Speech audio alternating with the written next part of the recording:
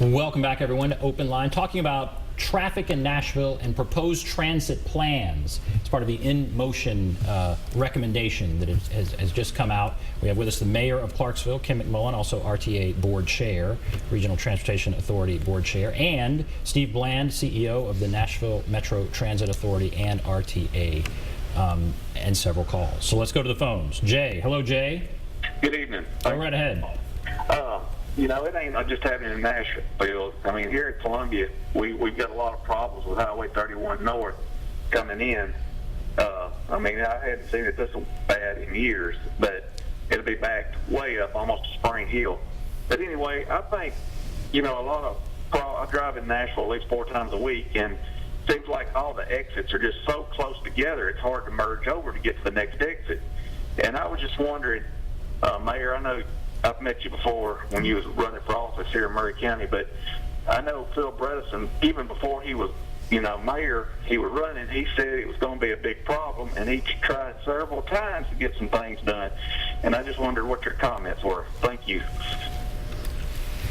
Well, I think that we've seen people try to get things done over the years, and you know, one of the things that we've been talking about tonight is we really are time for choices. It's time for action. It's time to get started, because the longer that we continue to wait, the worse it gets, and the more expensive whatever solution we have is going to happen. And so that's why I am so proud of this proposal. Even though it's big, even though it's bold, even though it's broad, at least it's making recommendations that I think when we all come together that we can put in motion. That's why it's called In Motion, to get this started and really start making some improvements. And you know, this is the first time that I've really seen something that I think can be done in the incremental steps that we're talking about. Because the proposal's out there, and you're already getting comments, and you're saying you're getting a whole range of comments, but one of them is, let's get started. Is that right? Yeah, I'd say if I had to characterize, we're getting comments all over the board, if I had to characterize 2 of the main themes. One is, man, that's an awful lot of money. And the other is, when are you going to stop talking, and when are you going to start building? When are you going to start doing? So back to your original point, Ben, controversial topic, but if nothing is done, I guarantee you it will be just as, if not more, controversial. That's right. Okay, Jay, thanks for the call. Let's go to Mike. Hello, Mike. Back to your original point, that controversial topic. All right, Mike, turn down your TV, and we'll come right back to you. So turn down your TV. Let's go to Annie. Hello, Annie. Yes. Go right ahead, Annie. Yes, my question is for Kim McMullen. I'm a resident of Clarksville. Great. Okay. I have a son lives going out toward Monkey Central, what is called Ramblewood Apartments. And there's families and lots of females out there with children that have no transportation accessible to them at all. And I was wondering if there is any way we could extend our traffic to that area for the people in that housing area. Okay, thank you for the call. Absolutely. And Annie, it may be that, are you really referencing the CTS, the Clarksville Transit System buses that travel throughout Clarksville, not just the ones that are provided by the RTA? Right, the city system, and I also know Ramblewood is a few miles past the city limit, but that still leaves the people living there with no access to transportation. That's right. Well, what we have to do is we'll have to go back and look at perhaps extending that urban area so that we can provide service outside the city limits. Right now we're limited to certain areas within the Clarksville community, but we have been able to extend it beyond. We've just started a service in the industrial park, which is outside the city limits, and I'm certain that if we look at the area that you are referencing, maybe we can start working on trying to extend it to that area also.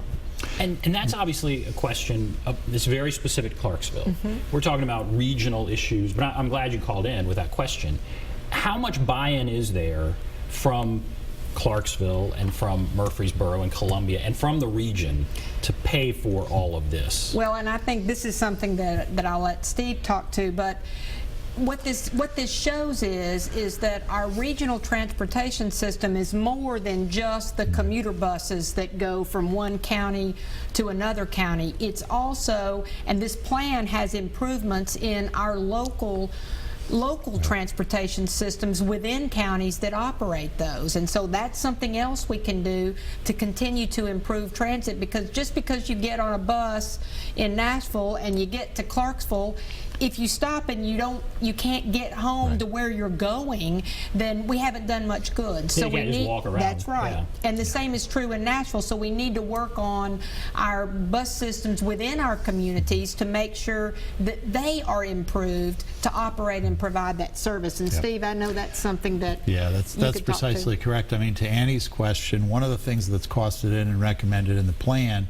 apart from the regional services and the rail and the extended commuter bus, is both expansion in the current local services, Nashville, Murfreesboro, Clarksville, Franklin, and frankly starting them up in some rapidly growing areas, like Springfield, the Spring Hill area as an example, the Gallatin area, which are rapidly growing.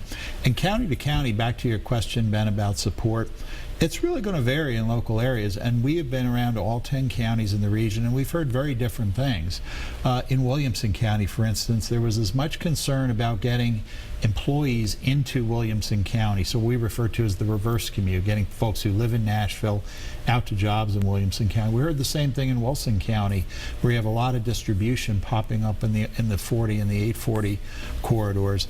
In a lot of the counties like Robertson or in Cheatham County, it was a concern that, boy, as it gets really impossible to move around Rutherford County, does that bring our rural quality of life? Does it put that in jeopardy?